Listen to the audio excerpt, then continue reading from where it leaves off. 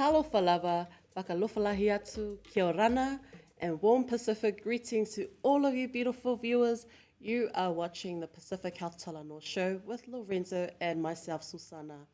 Today is Thursday, the 23rd of September, and you know what that means when it's Thursday. Our Renzo is over at PM in Samoa, which is literally a stone throw away from here, the Pacific Business Hub, which I'm so fortunate to return to in level 3. Now, just a few quick notices before we kick off our Talanoa. If you're someone like me and you're not yet fully vaccinated, the Niuean and Cook Island community have launched their vaccination drive-through centres starting from today until this Saturday.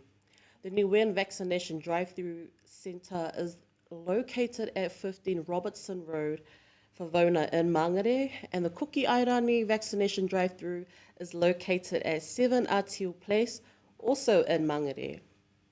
Now, joining me on the show is Jephtah Coe. Jephtah started out as a leader and mentor for young people at the Old Clendon 454 Youth Services in Manurewa, South Auckland. Rewa hard, and from there grew as an advocate for the youth and community development space for over 12 years.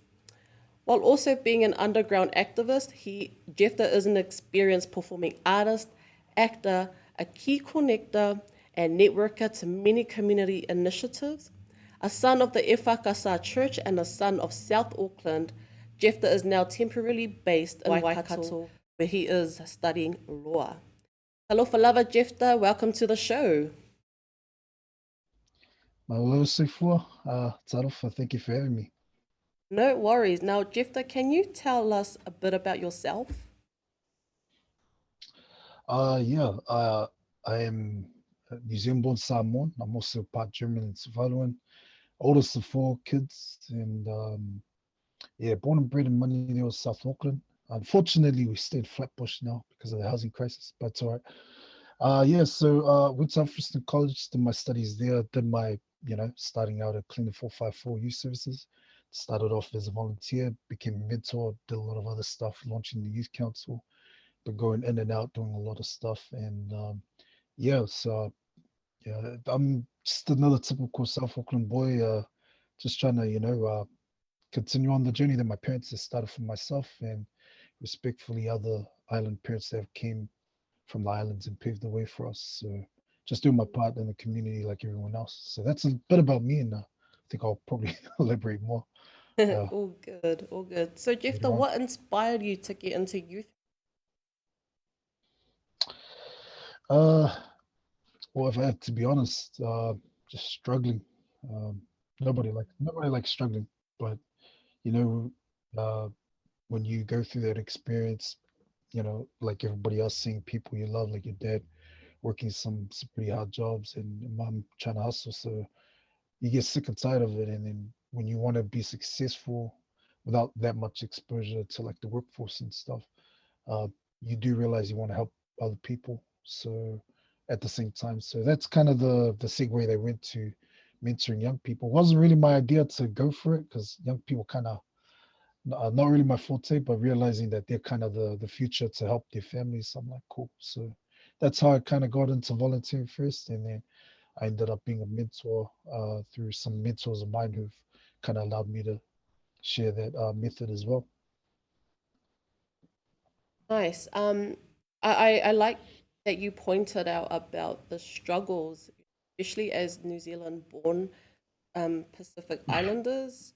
We witness a lot of our parents, waking up early in the morning to go work and adjusting to the lifestyle here in New Zealand, which has an impression on us. I feel that it's really up to our generation to try and no, be grateful for their sacrifices and their hard work.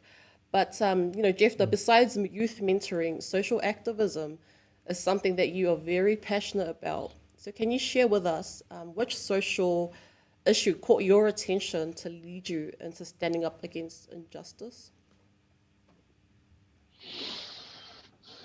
Hmm. Social issue. Um,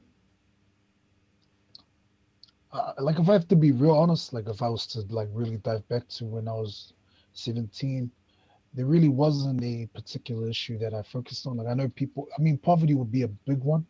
Mm, Um, I think poverty, um, you know, um, you know, poverty as a consequence for certain actions. Like we make our own decisions to do things to get in life, but we kind of don't realize that there's a lot of larger social forces that right. influence them too, and they also restrict us as well. Like I mean, there's different groups, like solidarity groups, like West Papua wanting to do like self-determination, from some very violent occupations from the Indonesian government and stuff like that, and Mm, it's no different to what happened back in Samoa in the 1900s, going through two different administrations. No different to Aotearoa here as well through colonization and then the absence of the treaties. So a lot of those things have been interrelated. But if I can answer your question, not really a particular social issue, yep. but I'd say poverty was the biggest one that has made me realize, moving more, I think more poverty slash kind of civil rights, because after learning about civil rights, about the Polynesian Panthers and the Black Panthers, and that kind of like, hey, like this is what we're going through, and even after all these years, this is still what we're going through, and we're expected to just not do anything about it, you know. So that's to answer your question more around poverty and civil rights. I like Jephtah that you brought up Polynesian Panthers. You know, with the recent Dawn Raid apology, what did you make of that? Did you feel that an apology was enough, or is there something that we should do to continue on informing the next generation about the impacts that the Dawn Raids have? Like, what is your take on that? I mean, to be clear, man, on my end, an apology is never enough, you know. Right. I think whilst my stance on it is not real, I'm not really with it at the moment, but it was beautiful to see some of our people get some closure out of it. And sometimes you just got to realize some people, like for us, we weren't the ones who went through all that. And you know, we just had the Royal Commission of Inquiry that was inquiring in some of these stories about police invading the wrong people, even invading, um, you know, people who were citizens at the time. And you know, you can never really go through an apology for that. But for people who appreciated it and accepted it, whilst I'm not really at that level yet, but I got to understand that this is their kind of story and their narrative and wanting to get some closure. So I think it's great. To answer the question a bit more better, I just thought to put that as a note about where I stand with it in terms of where I feel. I think the biggest thing that could ever reform any kind of harm is that when you transform circumstances. So for me, and I'm gonna be honest, man. And I represent my own self and my own grassroots voice on the ground. For an apology to, I mean, not an apology, but if you really want to reform things that really have harmed people, you need to transform the living conditions from people that have been consequent from those events that have infiltrated not only that generation, but even to this day. So for me, I'm more of an active person you know, method wise to shift things where we don't have to be competitive looking for social housing for people who genuinely can't find like good work to support themselves and are forced to go to housing museum, and to make sure that the housing market is able to give those basic necessities. So we've got some good, um, like restorative justice practices to help with food drives and stuff, but the fundamental roots of certain issues, like even getting a home, is still an issue. And that kind of undermines the apology. If you, yes, if, so they're two different things. I'm sorry if it's a bit confusing, but I appreciate the apology, but at the same time, we need to do better getting our people in better living conditions. Thank you, Jeffta, for your honesty. You know, you talk about struggle, you talk about poverty, and I think it's so relevant, especially with Mental Health Awareness Week. Mm. You know, that's coming up next week. And, you know, at the Pacific Health Talanoa, we've come across so many distressing stories endured by our Pacific community. And so I feel, you know, as someone that advocates for mental well being, you know, Jeff, are you able to share with us one of your biggest personal challenges, and how did you manage to overcome it? um, well, I'll tell you this. I think I'm blessed that I never really had any mental health challenges. 'Cause you got to remember, and I think we're kind of same age, 19. Nah, but back then, I don't know your experiences on your end. Mental health didn't really exist in our end. Like you literally had to Mm. just harden up, and sometimes your parents would just expect you to like stop making excuses and stuff and go school, go do this. Were there strains on my mental health? Absolutely, like everybody else. But I think for me, it was just the poverty and the struggling that just I was getting sick of. But I did enjoy my childhood growing up, and I did find great challenges. My only challenges mentally was just being around the wrong crowds in certain areas growing up, because in real world, it's not really that fun. But I think for me personally now, when I look back at it, it's not realizing that it existed. So even though I was good, but I wasn't as considerate of like maybe one of my siblings, one of my cousins, uncles and aunties, especially at a time when mental health wasn't a narrative. So if anything, I'm just thankful now that the overcoming solution to that is that mental health is now a big thing. It's celebrated through a month, and it's huge in like the government's budget and other initiatives around. So that's probably the blessing that I think that has come out of it for people who don't I mean, for people who do have mental health. Thanks, Jephtah. I still want to, touch on mental health. While we're on the subject, it's something that's still quite taboo in our Pacific community. But I personally feel that Pacific women are starting, to open up more, to be more vulnerable, walk in their truth. Whereas our Pacific men, they're not at that level yet. So, in your opinion, what can we do to support our Pacific men who are struggling to open up about their mental well being?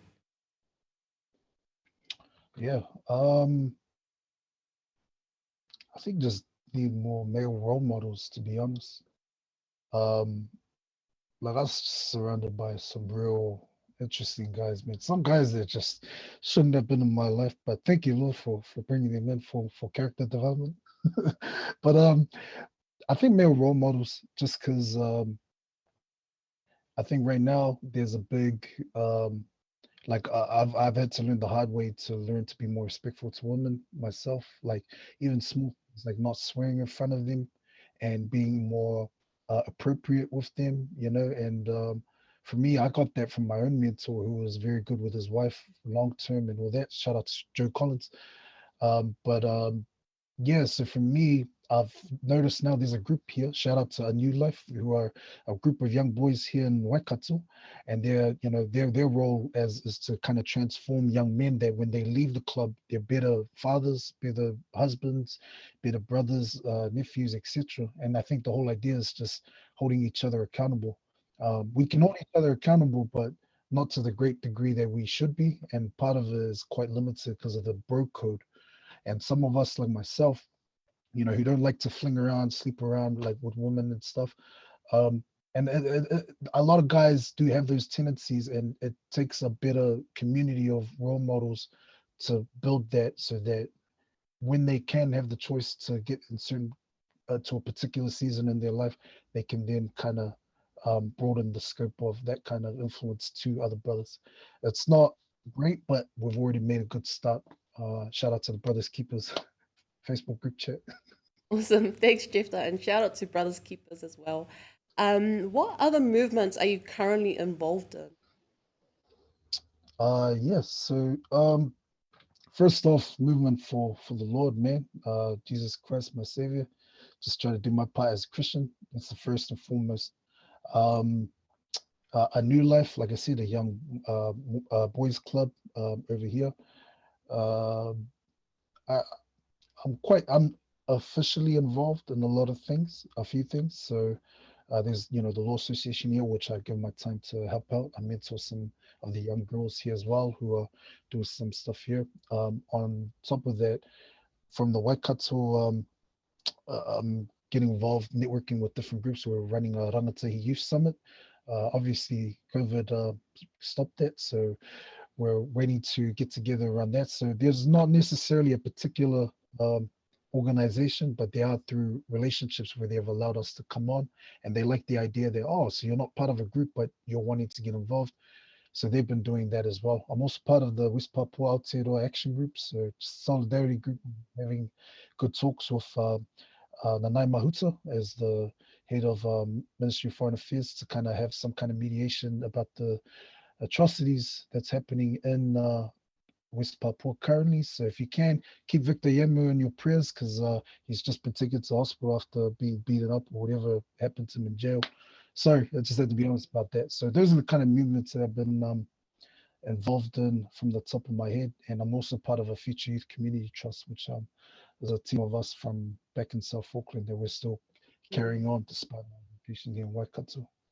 Wow, you are so busy, Jephtah. Yeah, like social activism, youth mentoring. I mean, and you're currently studying law at Waikato University. So, once you graduate and you come away with your law degree, what kind of role do you see yourself moving into? Just looking ahead in the future, like you want to be a lawyer or human rights activist. Like, share with us your future plans. Yeah. Yeah, I'll definitely love to be a lawyer. I have an ultimate goal, and I'm gonna apologize very respectfully. I'm not gonna share it just because I feel like it's something I don't really feel comfortable sharing to a lot of other Yeah. people. And I'm an extroverted extrovert, and just because there are people with ulterior motives that I don't really want them to know. But Mm. one thing I can say, being a lawyer, definitely to help with my advocacy, with the community work that I'm doing as well, trying to get more young people to get involved in law, and especially those who are not really exposed to those different kind of avenues. And I definitely want to help build and contribute to spreading a more brown voice within that legal space, because one of the biggest things in the Royal Commission of Inquiry about the abuse to care was that a lot of the abuse and care was because of the lack of brown advocates in the space.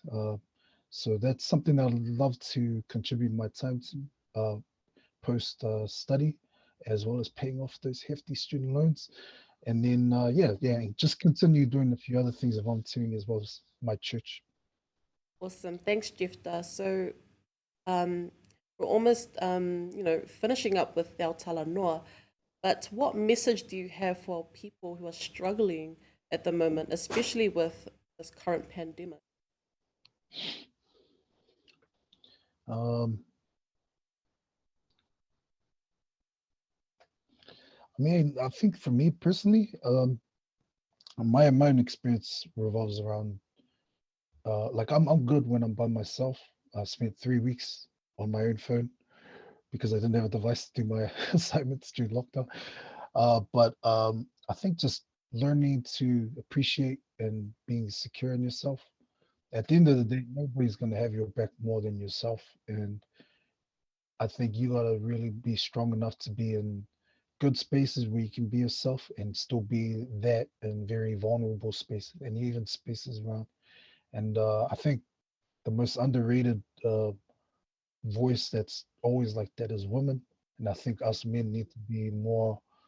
We just, we just need to do better to advocate better for them, especially in a system that's automatically against them.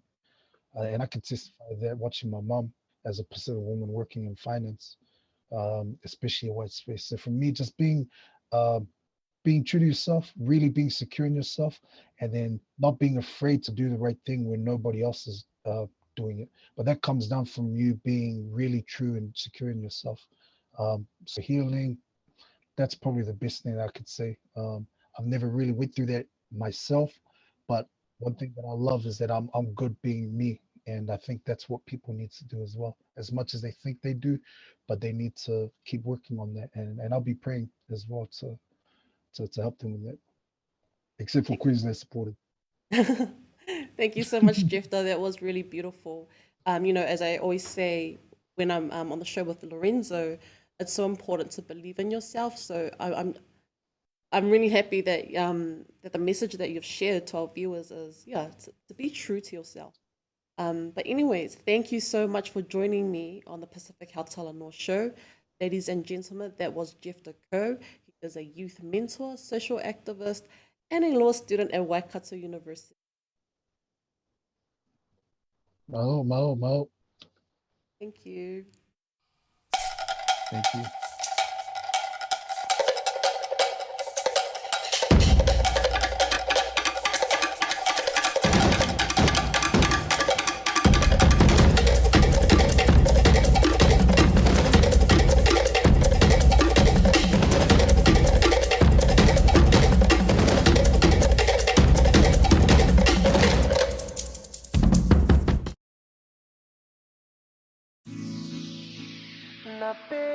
Squad, baby.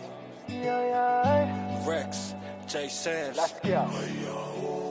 Oh, say I'm say you are complete to me, I get you. By the way that you move and the way that you smile. Say, oh my Dorima, baby, you be giving your hand, I'll take you anywhere. You give me something that I never had. Cause you care, but about to me and the family. Say, why you waiting on me to talk to you? Yeah, I'ma listen what y'all say. Yeah, don't move out in the come here. Yeah, they on the layout, oh, dirty wine, girl, dirty wine. Yeah, say, I'm in and not the bite, say,